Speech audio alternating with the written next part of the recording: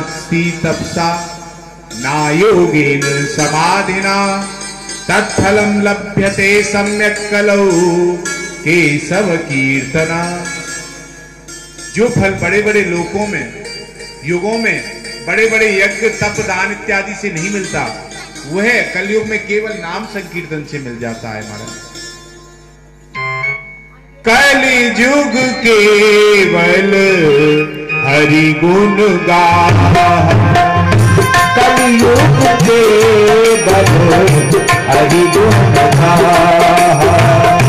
गावत नर पावहि भव था, गावत नर पावहि भव था।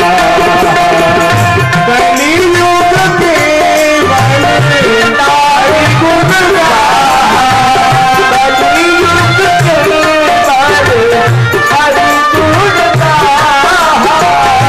गावत नर पावहि भव था, गावत नर पावहि भव था।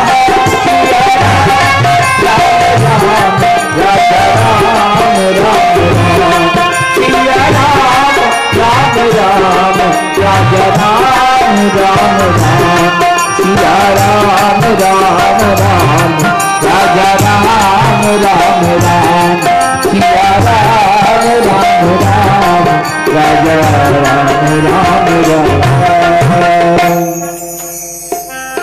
कलयुग में जो बड़े बड़े युगों में बड़े बड़े तप करने से जो फल नहीं मिलता, वह कलयुग में केवल नाम गुनगाने से मिल जाएगा। किंतु कितना भी अच्छा बीज हो और उसे आप ऊसर भूमि में जाकर के डाल दो तो वह बीज भी नष्ट हो जाता है। नाम का गुण बीज जो है तो बड़ा सुंदर, लेकिन यह कलयुग की भूमि इतनी ऊसर होती जा रही है कि वह भी धीरे धीरे लुप्त होता जा रहा है। कथा से अर्थ पर तो सबकी दृष्टि है, लेकिन कथा के अर्थ को समझने की किसी की रुचि नहीं है। यह कहता है महाराज जी, एक फैक्ट्री हमारी चल जाए तो एक कथा हम भी करा लें, आगे हमारी दुकान चल जाए हम भी करा लें, फलाना काम हो जाए तो हम भी कथा करा लें। और कथा व्यास की दृष्टि ये बनी हुई है कि मोटी दक्षिणा मिल जाए, उसकी ये है कि दक्षिणा कितनी मोटी मिले। कहने का तात्पर्य है कथा से अर्थ की पे ध्यान है, कथा के अर्थ को समझने की स्थिति नहीं है।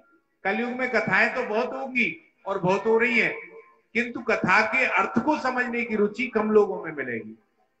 चाहे सुनने वाले हो चाहे सुनाने वाले हो, सबकी दृष्टि ऐसी है कथा से अर्थ।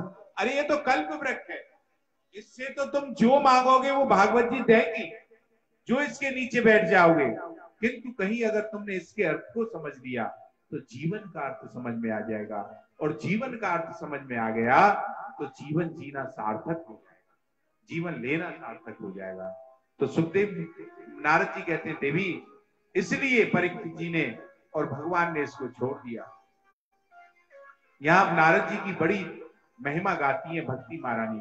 धन्य नारद जी जिनकी महिमा भक्ति महारानी गा रही है महाराज कि जयति जगति मायाम यस्य कायाधवस्ते वचन रचन मेक केवलम चाकलप्य ध्रुवद पदमपि यातो यत्र पातो ध्रुवोयम सकल कुशल पात्रम ब्रह्मा पुत्रम नतास्मि।